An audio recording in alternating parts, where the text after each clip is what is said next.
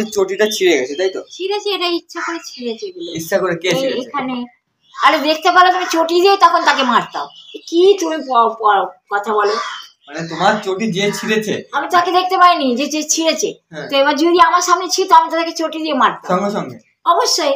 ছিঁড়ছিস কেন বলে, এটা তো চটি, আমি এটাকে ব্যবহার করি পায়ে দিয়ে, এটা পায়ে দিয়ে সবসময়। রাউন্ডি চটি ব্যবহার করে সেই চটি অন্য একজন ছেড়ে দিচ্ছে।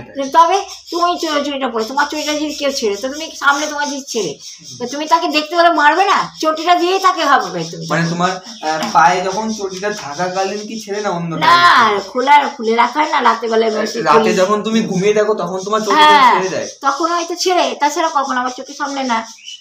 আবার যেমন ভৌতিক ব্যাপার হলো হয়তো বা তাই, হয়তো বা ভৌতিক ব্যাপারও হতে পারে, হয়তো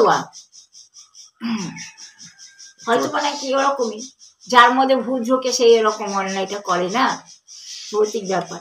এই চটি ছেঁড়ার ব্যাপারটা কি এই প্রথম না আগে পরে হয়েছে? অনেকবারই ছিঁড়েছে পায়ে, মানে যাতে পাটা আমার ঘায়েল হয়, পায়ে ক্ষতি হয়।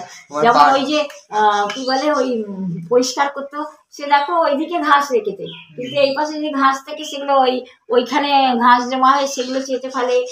ঘরের সামনে যদি এই যে পা রাখি ওখানে ঘাস হয়, ছিঁড়ে ফেলে, কেটে ফেলে, মানে ওইদিকে রাখে কিন্তু এদিকে রাখতে দেয় না।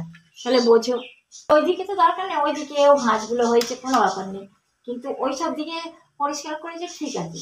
কিন্তু দেখো যে ওপাশে যদি কোনো ঘাস থাকে, ওই গলিতে থেকে শুরু করে পুরো চেটে ফেলে, কেটে ফেলে,